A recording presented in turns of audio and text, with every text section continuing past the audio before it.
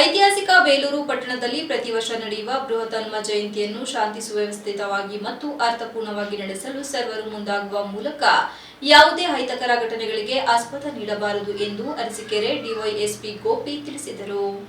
ಪಟ್ಟಣದ ಮಂಜುನಾಥ ಕಲ್ಯಾಣ ಮಂಟಪದಲ್ಲಿ ಲಕ್ಷ್ಮೀಪುರ ಬಡಾವಣೆಯಲ್ಲಿ ನೆಲೆಸಿದ ಶ್ರೀ ವೀರಾಂಜನೇಯ ಸ್ವಾಮಿಗೆ ಪ್ರತಿ ವರ್ಷ ನಡೆಯುವ ಬೃಹತ್ ಹನುಮ ಜಯಂತಿ ಅಂಗವಾಗಿ ಕರೆದ ಶಾಂತಿ ಸಭೆಯಲ್ಲಿ ಮಾತನಾಡಿದ ಅವರು, ಕಳೆದ 12 ವರ್ಷದಿಂದ ಬೇಲೂರಿನಲ್ಲಿ ಬೃಹತ್ ಪ್ರಮಾಣದಲ್ಲಿ ಹನುಮ ಜಯಂತಿ ಯಾವುದೇ ಗೊಂದಲ ಮತ್ತು ಅಹಿತಕರ ಘಟನೆಗಳಿಗೆ ಅವಕಾಶ ನೀಡದೆ ಅರ್ಥಪೂರ್ಣವಾಗಿ ನಡೆಯುತ್ತಿರುವುದು ನಿಜಕ್ಕೂ ಸಂತೋಷವಾಗಿದೆ. ಅಂತೆಯೇ ಈ ಬಾರಿ ಕೂಡ ನಡೆಯುವ ಹನುಮ ಜಯಂತಿ ಕೂಡ ಅರ್ಥಪೂರ್ಣವಾಗಿ ತಾವುಗಳ ಸಹಕಾರ ಅವಶ್ಯಕ.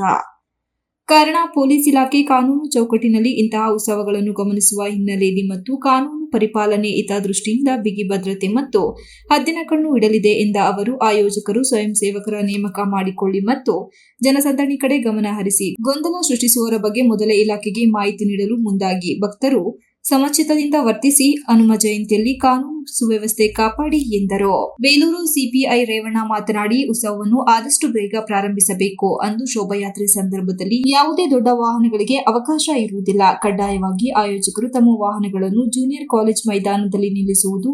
ಡಿಜೆನು ಹೊಳೆಬೀದಿಯಿಂದ ಹಾದು ಹೋಗುವ ಸಂದರ್ಭದಲ್ಲಿ ಡಿಜೆ ಶಬ್ದ ಕಡಿಮೆ ಮಾಡಬೇಕು. ಅಂದು ನಡೆಯುವ ಉತ್ಸವ ಸಂದರ್ಭದಲ್ಲಿ ಮದ್ಯದಂಗಡಿಯನ್ನು ಸಂಪೂರ್ಣವಾಗಿ ಬಂದ್ ಮಾಡಿಸಲು ಸೂಚಿಸಲಾಗುವುದು ಎಂದರು. ಸಮಿತಿ ಮುಖಂಡರಾದ ಮೋಹನ್ ಸಂತೋಷ್ ಮಾತನಾಡಿ, 13ನೇ ವರ್ಷದ ನಡೆಯುವ ಹನುಮ ಜಯಂತಿ ಈ ಬಾರಿ ಡಿಸೆಂಬರ್ 13ರಂದು ನಡೆಯಲಿದ್ದು, ಅಂದು ಜಾತಿ ಭೇದ ಎನ್ನದೆ ಎಲ್ಲರೂ ಒಗ್ಗೂಡಿ ಈ ಬಾರಿ ಹಬ್ಬದ ರೀತಿಯಲ್ಲಿ ಆಚರಿಸಲು ನಿಮ್ಮೆಲ್ಲರ ಸಹಕಾರ ಅತಿ ಮುಖ್ಯ.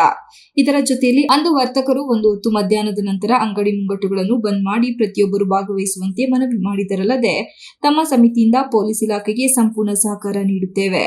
ಶೋಭಾಯಾತ್ರೆಯು 1 ಗಂಟೆಗೆ ಪ್ರಾರಂಭವಾಗಲಿದ್ದು, ದೇಗುಲದ ದ್ವಾರ ಬಾಗಿಲ ಬಳಿ ಹಾರವನ್ನು ತಂದು ಅರ್ಪಿಸಲು ಸೂಚನೆ ನೀಡಲಾಗಿದೆ ಎಂದರು.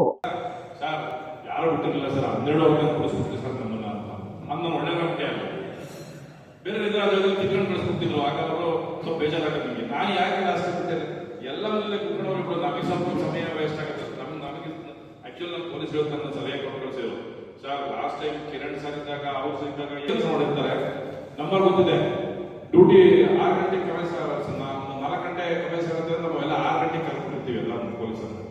ಬೆಳಿಗ್ಗೆ 4 ಗಂಟೆಗೆ ಕಮೆನ್ಸ್ ಆಗುತ್ತೆ, 4 ಗಂಟೆಗೆ ಅವರು. ಬಟ್ ಇವ್ರು ಬರೋ ಎಷ್ಟು ಬಂದಿರ್ತಾರೆ, ಬೆಳಿಗ್ಗೆ 6 ಗಂಟೆಗೆ ಬಂದ್ಬಿಟ್ಟಿರ್ತಾರೆ.